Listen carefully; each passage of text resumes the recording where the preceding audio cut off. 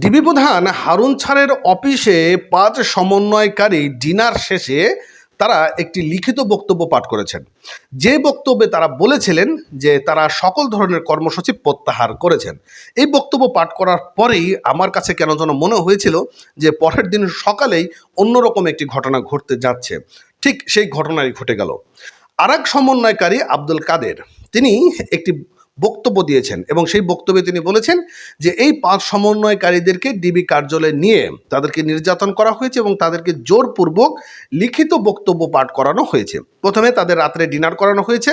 Dinner করানোর পরে তাদেরকে মোটামুটি উচ্চ মাধ্যম দিয়ে বা ভয়ভীতি দেখিয়ে তাদেরকে লিখিত বক্তব্য পাঠ করানো হয়েছে, যেটি তাদের মনের কথা নয় বলে তিনি উল্লেখ করেছেন। এবং তিনি বলেছেন যে আন্দোলন চলবে যতক্ষণ পর্যন্ত আমাদের ৬ দফা আদায় না হয়, ততক্ষণ পর্যন্ত আমাদের আন্দোলন চলমান থাকবে।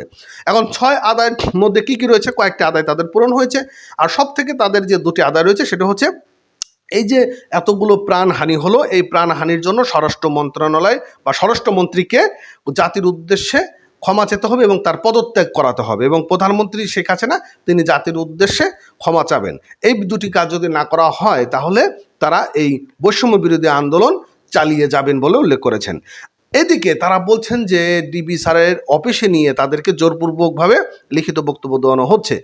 এই ঘটনা যখন ঘটলো আবার যখন আব্দুল কাদের এমন একটি বক্তব্য দিল, বক্তব্য শেষে এখন আওয়ামী লীগের মধ্যে থেকে অনেকেই বলছেন যে এই যে আব্দুল কাদের সহ আরও কয়েকজন রয়েছে, তারা এখন বিভিন্ন কলকাঠিতে তারা এখন এই ধরনের উল্টাপাল্টা বক্তব্য দিচ্ছেন বলে উল্লেখ করেছেন। তো যাই হোক, আমরা ঢাকা টাইমসের এরকম একটি নিউজ প্রকাশ করা হয়েছে, সেই নিউজগুলো আমরা একটু রিভিউ করে আসবো।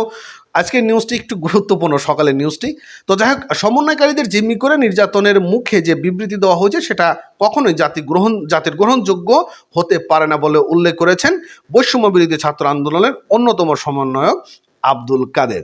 এবং এই বিবৃতিতে তিনি বলেছেন যে আটককৃত সমন্বয়কারীরা কে ভয়ভীতি দেখিয়ে গোয়েন্দা সংস্থায় লিখিত বক্তব্য রিডিং পড়ে গিয়েছেন। আমরা সেটি বক্তব্য প্রত্যাখ্যান করছি এবং একই সঙ্গে জোরপূর্বক বক্তব্য আদায়ের মতো সরকারের এমন জঘন্য কাজকেও তীব্র নিন্দা এবং প্রতিবাদ জানাচ্ছি। তো এইরকম একটি তারা উত্থাপন করেছেন এবং তিনি বলেছেন যে আমরা ভাষাহীন হয়ে পড়েছি।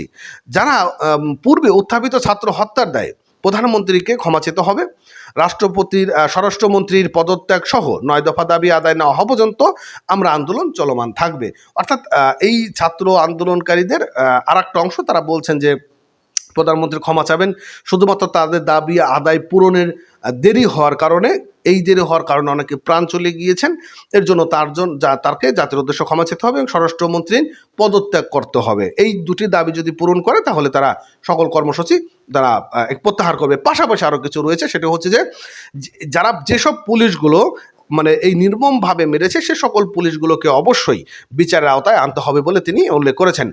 আর রবিবার মিল্টন রোডে ডিবি হেফাজতে থাকা বৈষম্য বিরোধী ছাত্র আন্দোলনের ৬ সমন্বয়কের কাছ থেকে সব ধরনের কর্মসূচি প্রত্যাহার ঘোষণা আসে এবং সমন্বয় নামে একটি যৌথ লিখিত বিবৃতি গণমাধ্যমে আসে।